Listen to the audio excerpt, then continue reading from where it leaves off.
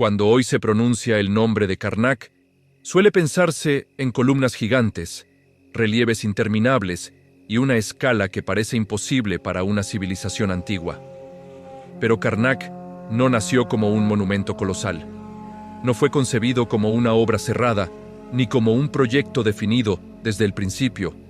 Karnak nació como una necesidad religiosa local y terminó convirtiéndose en el reflejo más completo del poder egipcio a lo largo de más de 2000 años. Para comprender Karnak hay que olvidar por un momento la imagen actual de ruinas monumentales. Hay que imaginar un Egipto muy distinto, fragmentado, inestable, donde Tebas aún no dominaba el país y donde el dios que acabaría gobernándolo todo apenas era conocido fuera de su región.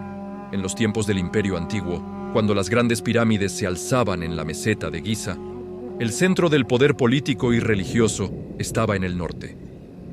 Tebas era entonces una ciudad periférica del Alto Egipto, sin la relevancia que más tarde alcanzaría.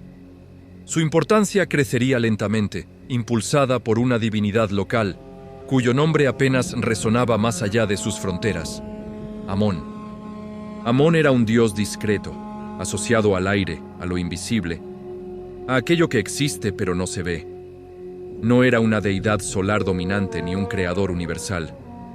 Sin embargo, cuando el Imperio Antiguo colapsó y Egipto entró en un periodo de crisis profunda, Tebas emergió como uno de los focos de resistencia y reorganización. Desde allí, una nueva élite logró reunificar el país y restaurar el orden. Con la reunificación llegó el Imperio Medio, y con él el ascenso definitivo de Tebas como capital. Y en Egipto, cuando una ciudad se convierte en capital, su dios se convierte en protagonista. Amón fue elevado, fusionado progresivamente con Ra, el dios solar, y transformado en Amón-Ra, una divinidad suprema capaz de justificar el poder del faraón sobre todo el país. Fue entonces cuando comenzó a tomar forma el espacio sagrado que más tarde conoceríamos como Karnak. En sus orígenes, Karnak no era un complejo monumental. Era un conjunto de santuarios modestos, levantados con materiales relativamente sencillos, orientados hacia el Nilo y alineados según principios simbólicos que ya anticipaban su futura grandeza. Estos primeros templos establecieron algo fundamental, un eje sagrado que conectaba el mundo humano con el ámbito divino. Ese eje no era solo una solución arquitectónica, era una afirmación ideológica. Representaba el recorrido ritual del faraón hacia el dios y, al mismo tiempo, la manifestación del dios hacia el mundo. Desde el principio, Karnak fue concebido como un lugar de tránsito entre planos, no como un edificio aislado. Durante el Imperio Medio, faraones como Sesostris I consolidaron este espacio. Sus construcciones, hoy ocultas bajo capas posteriores, fijaron el núcleo del templo de Amón. No se trataba aún de impresionar con escala, sino de establecer permanencia. Karnak empezó a definirse como un lugar que debía perdurar, crecer y absorber el tiempo. La verdadera transformación llegó con el inicio del Imperio Nuevo. Tras la expulsión de los Hicsos, Egipto entró en una era de expansión militar, riquezas sin precedentes y confianza absoluta en su papel como potencia dominante. Tebas se convirtió no solo en capital religiosa, sino en símbolo de la restauración del orden universal. Y Karnak pasó de ser importante a ser imprescindible. Los primeros faraones del Imperio Nuevo entendieron que la victoria sobre el caos debía celebrarse materialmente. Amose I y Amenhotep I comenzaron a ampliar el templo, sustituyendo estructuras antiguas y marcando entradas monumentales. Pero fue con Tutmosis I cuando Karnak empezó a adquirir la escala que lo definiría para siempre. Tutmosis levantó pilones colosales, obeliscos de granito rojo y patios cada vez más amplios. Estas construcciones no solo honraban a Amón, proclamaban que el faraón gobernaba con su aprobación directa. En Karnak, la política se expresaba en piedra y la religión se convertía en arquitectura. Cada ampliación reforzaba una idea central. El mundo estaba ordenado porque Amón y el faraón actuaban en armonía. El templo no era un lugar de devoción privada. Era un escenario de legitimación pública del poder. A lo largo de generaciones, Karnak comenzó a comportarse como una ciudad dentro de la ciudad. Sacerdotes, artesanos, escribas y administradores dependían del templo. Las ofrendas no eran solo rituales, se convertían en recursos económicos. El templo acumulaba tierras, ganado y mano de obra. Su influencia crecía en paralelo a sus muros. Uno de los momentos más significativos de esta etapa llegó con Hatshepsut. Su condición de mujer faraón la obligó a apoyarse más que ningún otro gobernante en la legitimación divina. Karnak fue su aliado principal. Allí erigió algunos de los obeliscos más altos jamás levantados, proclamando que Amón la había elegido personalmente. Estos obeliscos no eran simples monumentos, eran declaraciones políticas visibles desde grandes distancias.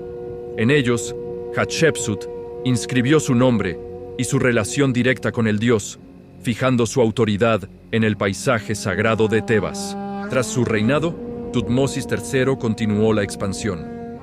Con cada campaña militar, con cada tributo traído de tierras lejanas, Karnak se enriquecía. Sus muros comenzaron a narrar victorias, procesiones y rituales que glorificaban tanto al dios como al rey. El templo se convirtió en una crónica visual del imperio en expansión. Durante esta etapa, Karnak dejó claro que no era un edificio terminado. Nunca lo sería. Cada faraón heredaba un espacio sagrado que debía respetar, pero también superar. Construir en Karnak era competir con el pasado y dialogar con él al mismo tiempo. Las ceremonias que tenían lugar allí, especialmente las grandes procesiones, reforzaban esta continuidad. Durante la fiesta de Opet, la estatua de Amón viajaba desde Karnak hasta Luxor, renovando simbólicamente el poder del faraón. El templo se convertía en el punto de partida del orden renovado. A finales de esta primera gran fase, Karnak ya era el mayor centro religioso de Egipto y uno de los espacios sagrados más complejos jamás creados. No solo concentraba arquitectura monumental, sino siglos de ideología acumulada. Representaba el equilibrio cósmico, la estabilidad política y la permanencia del orden frente al caos. Pero ese mismo poder acumulado contenía una fragilidad invisible. Cuanto más grande se volvía Karnak, más dependía el estado de la alianza con su dios y de la institución que lo gestionaba. Esa tensión, aún latente, estallaría en la siguiente etapa de su historia. Porque el lugar que había nacido para glorificar a Amón acabaría siendo el escenario de uno de los mayores conflictos religiosos jamás vividos en Egipto. Con el paso de las generaciones, Karnak dejó de ser únicamente el centro religioso de Tebas para convertirse en el auténtico corazón ideológico del imperio egipcio. Cada faraón que subía al trono entendía que su legitimidad no se sellaba solo con la corona, sino con su relación visible y material con el dios Amón. Y esa relación se construía en piedra, a gran escala, dentro del complejo de Karnak. Durante el Imperio Nuevo, el crecimiento del templo alcanzó una intensidad sin precedentes. La arquitectura dejó de ser solo funcional o simbólica y pasó a ser abrumadora. El objetivo ya no era únicamente honrar al dios, sino hacer tangible su poder a través de espacios que redujeran al ser humano a una presencia insignificante frente a la grandeza divina. El visitante que entraba en Karnak en esta época no avanzaba libremente. Era guiado, encauzado, dominado por la arquitectura. Los ejes procesionales, los muros cada vez más altos y las puertas monumentales no eran casuales. Cada paso estaba diseñado para reforzar una idea. El orden del mundo emanaba de Amón y el faraón era su intermediario único. El momento culminante de esta concepción arquitectónica fue la construcción de la gran sala hipóstila. La sala hipóstila de Karnak no fue una creación repentina. Fue el resultado de una ambición acumulada durante décadas. Su gestación comenzó bajo el reinado de Amenhotep III, un faraón que gobernó en una época de prosperidad excepcional. Egipto no estaba en guerra constante. Las fronteras eran estables y el tesoro real rebosaba de tributos. En este contexto, Amenhotep III convirtió la arquitectura en una herramienta de propaganda refinada. Amenhotep III, Entendió Karnak como un escenario donde el poder debía sentirse más que explicarse. Bajo su gobierno, se planearon espacios de una escala nunca antes vista, y se reforzó la conexión entre el templo y la ideología solar, integrando cada vez más a Amón con el disco solar como fuente suprema de vida. Sin embargo, sería su hijo, y al mismo tiempo su antagonista ideológico, quien daría un giro radical a esta relación. Antes de ese choque, Karnak vivió su edad dorada. Tras Amenhotep III, los faraones de la dinastía 19, especialmente Seti I y Ramsés II, tomaron el relevo como grandes constructores. Ellos serían los responsables de culminar la sala hipóstila y de transformar Karnak en el espacio cerrado más monumental jamás levantado por el ser humano. La sala hipóstila fue concebida como un bosque de piedra. 134 columnas se alzaban en su interior, dispuestas en filas perfectamente ordenadas. Las 12 columnas centrales, más altas y robustas, permitían la entrada de luz a través de un claristorio, creando un efecto visual que recordaba a los rayos solares atravesando un pantano primordial. Las columnas no eran lisas, estaban cubiertas de relieves, jeroglíficos y escenas rituales que narraban la relación eterna entre el faraón y Amón. Entrar en ese espacio era una experiencia sensorial total. El sonido se amortiguaba, la luz se fragmentaba y la escala anulaba cualquier sensación de individualidad. No era un lugar para la reflexión personal, sino para la sumisión simbólica. La arquitectura imponía silencio y reverencia. Seti inició la decoración de la sala hipóstila con relieves de gran calidad artística, caracterizados por una precisión excepcional y una iconografía cuidadosamente equilibrada. Ramsés II, su hijo, continuó el proyecto, añadiendo escenas de sus victorias militares y reforzando su imagen como rey guerrero elegido por Amón. En Karnak, la historia y la propaganda se fusionaban sin distinción. Mientras Karnak alcanzaba este nivel de grandiosidad, el poder del clero de Amón crecía de forma paralela. El templo no era solo un espacio religioso, era una entidad económica colosal. Controlaba tierras agrícolas, talleres, almacenes, flotas de transporte y una jerarquía sacerdotal altamente organizada. En algunos periodos, el sumo sacerdote de Amón rivalizaba en influencia con el propio faraón. Este equilibrio, aparentemente estable, escondía una tensión latente. Esa tensión estalló durante el reinado de Amenhotep IV, quien pronto cambiaría su nombre a Akenatón. Educado en un ambiente profundamente marcado por el culto solar, Amenhotep IV llegó al trono con una visión radicalmente distinta del orden religioso. Para él, Amón no debía ser el centro absoluto. El dios Atón, representado como el disco solar, debía ocupar ese lugar. El conflicto no fue inmediato, pero fue inexorable.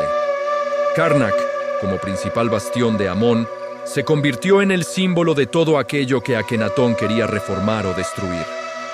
Durante los primeros años de su reinado, aún realizó construcciones dentro del complejo, pero éstas ya mostraban una ruptura evidente con la tradición. Utilizó bloques pequeños, decoraciones abiertas y una iconografía distinta, centrada en la luz directa del sol. Estas construcciones, hoy conocidas gracias a los bloques reutilizados llamados Talatat, fueron deliberadamente desmontadas tras su reinado.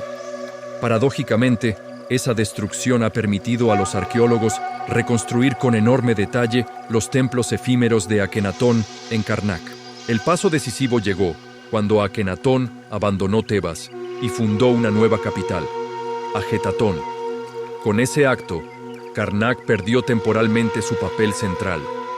Los rituales principales se interrumpieron, los recursos se desviaron y el clero de Amón fue perseguido. Estatuas del dios fueron dañadas, sus nombres borrados de relieves y su culto prohibido. Durante esos años, Karnak no dejó de existir, pero quedó en suspenso, como un gigante dormido. La muerte de Akenatón marcó el retorno al orden tradicional. Su hijo, Tutankamón, aún niño, Fue elevado al trono bajo la tutela de poderosos consejeros. Muy pronto cambió su nombre a Tutankamón, restaurando explícitamente el culto a Amón. Karnak volvió a ocupar su lugar central, y las heridas del periodo amarniense comenzaron a cerrarse. Las restauraciones no fueron solo simbólicas. Se emprendieron trabajos para reparar daños, reconsagrar espacios y reafirmar la primacía del dios. En muchos relieves, los nombres de Akenatón fueron borrados y sustituidos por los de faraones posteriores. La memoria del conflicto se ocultó, pero no se borró del todo. Karnak continuó creciendo bajo los ramessidas. Ramsés III y sus sucesores añadieron nuevos patios, templos secundarios y decoraciones que celebraban la victoria del orden sobre el caos. El complejo se transformó en un archivo pétreo, donde cada dinastía intentaba inscribirse como heredera legítima de una tradición ininterrumpida.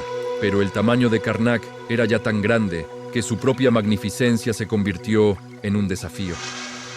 Mantenerlo exigía recursos inmensos y el equilibrio político del imperio comenzaba a resquebrajarse.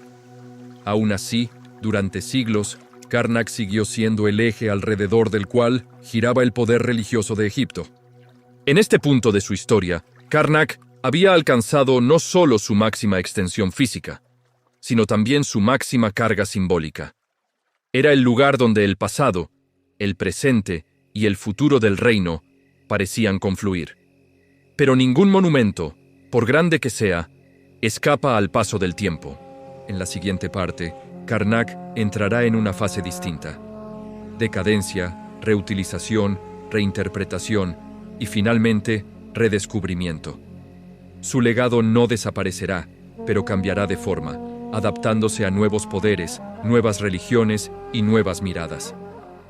Ningún monumento, por colosal que sea, permanece ajeno al paso del tiempo.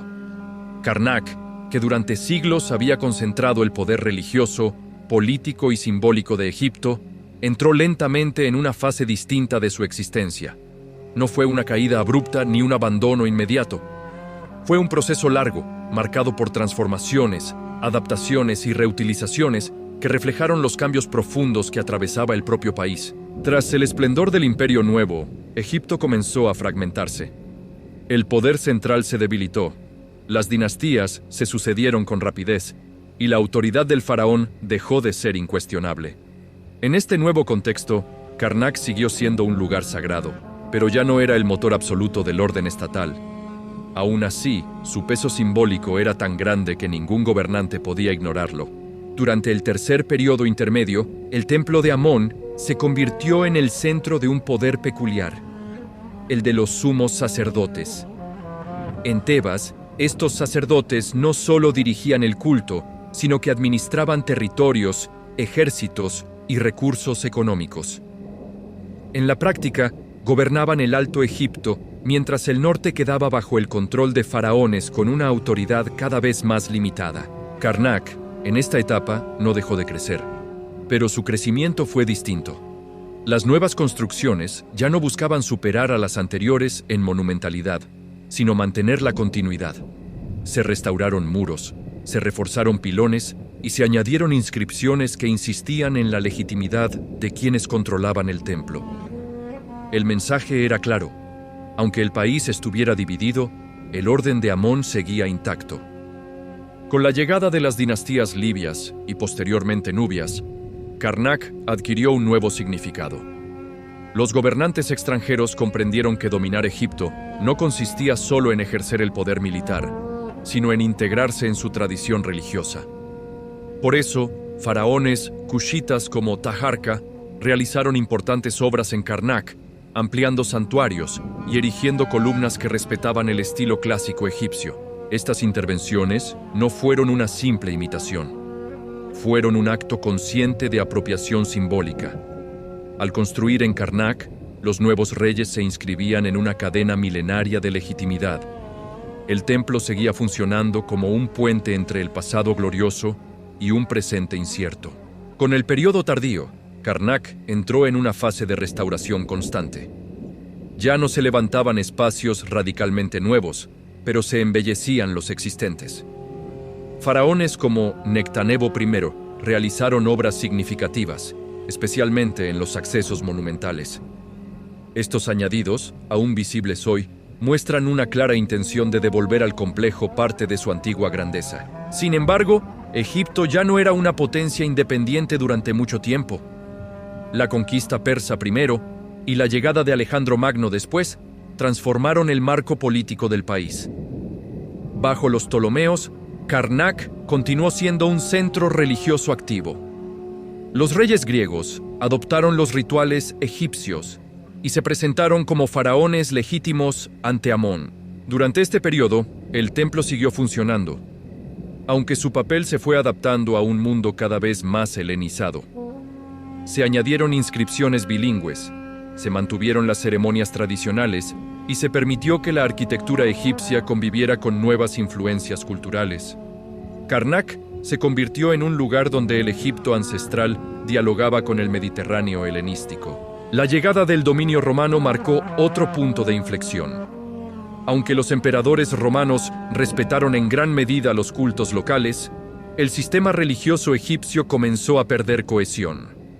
Algunos emperadores dejaron su huella en Karnak mediante relieves y cartuchos, pero el impulso constructor ya era mínimo. El verdadero golpe no fue político, sino religioso. Con la expansión del cristianismo, los antiguos templos paganos fueron progresivamente abandonados o transformados. Karnak no fue destruido de inmediato, pero su función sagrada original se diluyó. Algunas de sus salas se reutilizaron como espacios cristianos, otras quedaron en silencio. Durante siglos, Karnak se convirtió en una cantera involuntaria. Sus bloques fueron reutilizados para construir viviendas, murallas y edificios cercanos. El templo, que había acumulado piedra durante 2 milenios, comenzó a perderla lentamente. La arena del desierto avanzó, cubriendo patios y salas, protegiendo algunas estructuras y ocultando otras. Cuando el Islam se estableció en Egipto, Karnak ya era un vestigio del pasado. No despertaba temor ni veneración, sino curiosidad. El lugar sobrevivió gracias a su tamaño, imposible de borrar por completo, y a su localización, alejada de los centros urbanos más densos. Durante la Edad Media, viajeros y cronistas describieron las ruinas con asombro. No comprendían su función original, pero intuían que se encontraban ante algo excepcional. Los gigantes de piedra de Tebas se convirtieron en un símbolo de un mundo perdido, casi mítico. El redescubrimiento científico de Karnak comenzó en la Edad Moderna, cuando exploradores europeos empezaron a documentar sistemáticamente las ruinas de Egipto. A finales del siglo XVIII y principios del XIX, dibujantes y eruditos quedaron impactados por la escala del complejo. Sus grabados llevaron la imagen de Karnak a Europa y despertaron un interés creciente por la civilización egipcia. Las primeras excavaciones fueron rudimentarias, pero marcaron el inicio de una nueva etapa. Karnak pasaba de ser una ruina olvidada a un objeto de estudio. A lo largo del siglo XIX y XX, arqueólogos de distintas nacionalidades comenzaron a excavar, restaurar y documentar el complejo con métodos cada vez más rigurosos. Uno de los aspectos más fascinantes de estas excavaciones fue el descubrimiento de que Karnak aún guardaba miles de bloques reutilizados en su interior. Muchos templos desaparecidos, incluidos los de Akenatón, pudieron reconstruirse gracias a estos fragmentos ocultos dentro de pilones posteriores. El templo, sin quererlo, se había convertido en su propio archivo. Cada campaña arqueológica revelaba nuevas capas de historia. Bajo suelos visibles aparecían pavimentos más antiguos. Bajo muros conocidos, estructuras olvidadas. Karnak demostraba que no era solo grande en superficie, sino profundo en el tiempo. Hoy, Karnak es uno de los yacimientos arqueológicos más importantes del mundo. Sus columnas siguen en pie. Sus relieves aún narran historias de dioses y reyes, y su trazado permite comprender cómo los egipcios concebían el espacio sagrado. No es un monumento congelado, sino un lugar en constante estudio y conservación. Caminar por Karnak en la actualidad es recorrer más de 2000 años de historia sin salir de un mismo recinto. Es pasar del Imperio Medio al Imperio Nuevo, del apogeo a la decadencia, del culto vivo al silencio y del olvido al redescubrimiento. Quizá esa sea su mayor grandeza. Karnak no representa solo el poder de Amón ni la ambición de los faraones. Representa la capacidad humana de construir significado a lo largo del tiempo, de reutilizar el pasado para explicar el presente y de dejar huellas que sobreviven incluso cuando la civilización que las creó ha desaparecido. Karnak no es una ruina muerta. Es un diálogo continuo entre lo que fue, lo que se perdió y lo que aún intentamos comprender. Y mientras sus columnas sigan proyectando sombras sobre la arena de Tebas, seguirá recordándonos que hubo un tiempo en que los dioses gobernaban el mundo desde la piedra.